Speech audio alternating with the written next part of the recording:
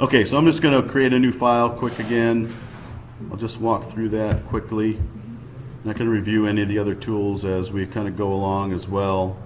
11 by 17, that's all okay. I'm going to leave that name. I'm going to leave the defaults. And I will also bring up the rulers again. Show rulers. So now we have the rulers. I'm not going to worry about the layers right now, but you know here if you click this button, obviously you can create new layers and then double click on the name to rename those layers. Okay, so what I'm going to do right now is just bring the text tool, and I'm just going to type in something.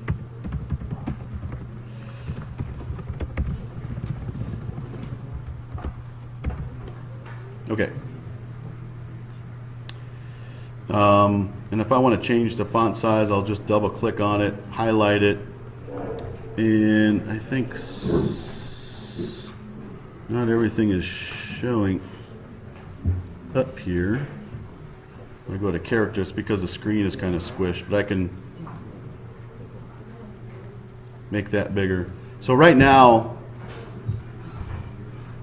this is editable text. It's going to make it bold. So I can go in and I can edit it. If I tried to bring this into, say, Rhino, now because Illustrator is vector-based, it's very easy to bring these elements into Rhino and work with them as curves and so forth within Rhino. So with this text right now, it's not vector-based, right? It's the font. So if I want to actually start to work with this a little bit in terms of distorting it or just using it to bring into something like Rhino, I can go to type and or object. Where is it? Should be under type. Here it is. Create outlines. So basically, what's that's going to do? It's going to take this text and transform it into vector-based objects. So they'll just be shapes then, as opposed to editable text. So now we see all the different grips on here, and I can use my tools accordingly. So if I came with my direct selection tool, I could start to just distort this as any kind of shape or any kind of other shape.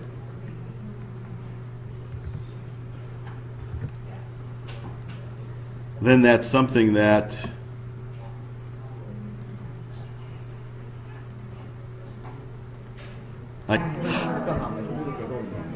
okay guys, so from Illustrator you can save this file as an EPS file, and that's what actually is going to come into Rhino. Again, you probably could get a DWG to work, but it wasn't coming through actually in AutoCAD.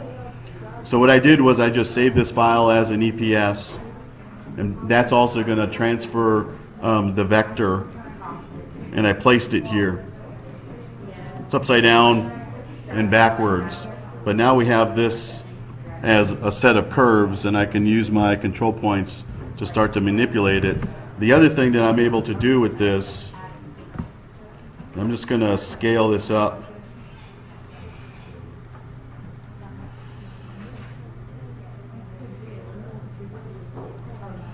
And I'm going to move it up. And something I want you guys to experiment with, go to top view. And maybe I'll just scale it again in one dimension.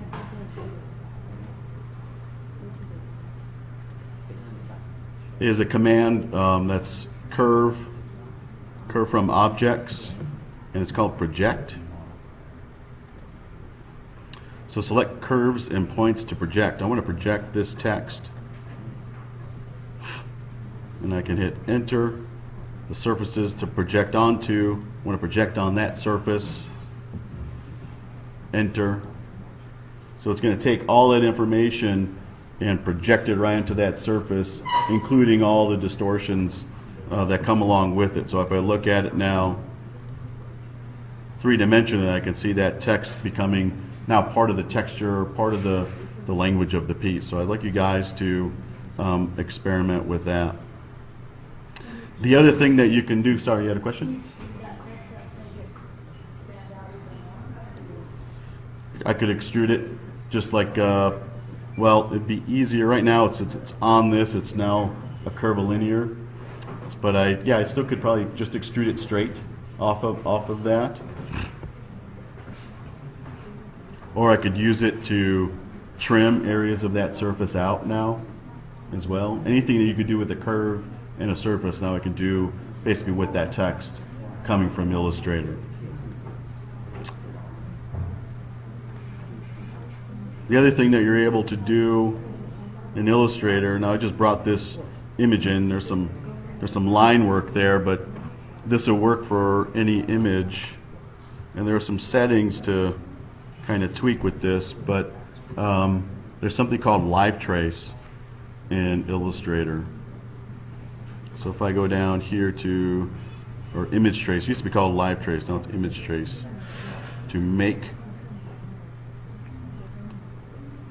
So basically what's going to do is take that information and break it down to vector-based imagery. So it's going to do its best to try to interpret that image and create vector-based imagery.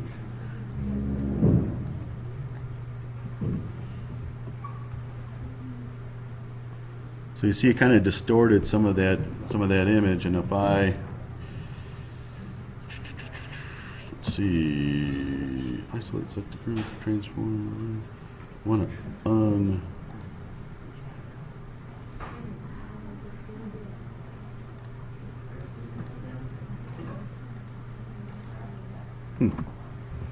should be able to select some of that.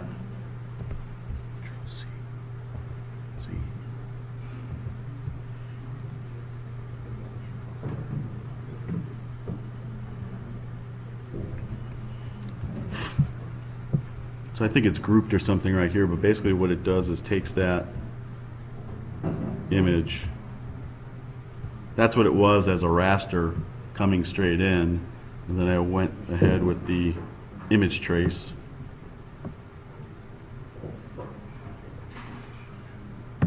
To make.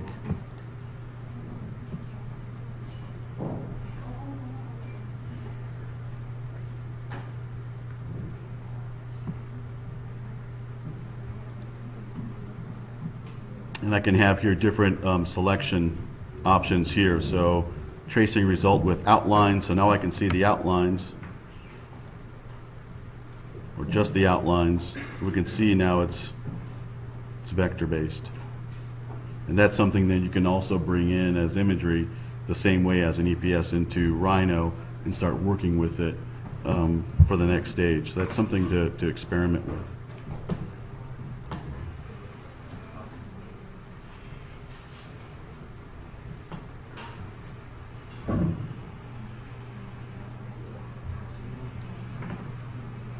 So then if you hit expand, then you can actually start grabbing some of these anchor points. You can see that it's all vector. So we have those grips just like any other shape now that took that image and transformed. So no matter if it was a aerial photograph or something along those lines, now it's vector based. I could bring that into Rhino and start using it just like curves or what have you. So you can do that with any image. So it's image trace. Now we go ahead and do make and expand right away, and that'll create the outlines and the grip points there.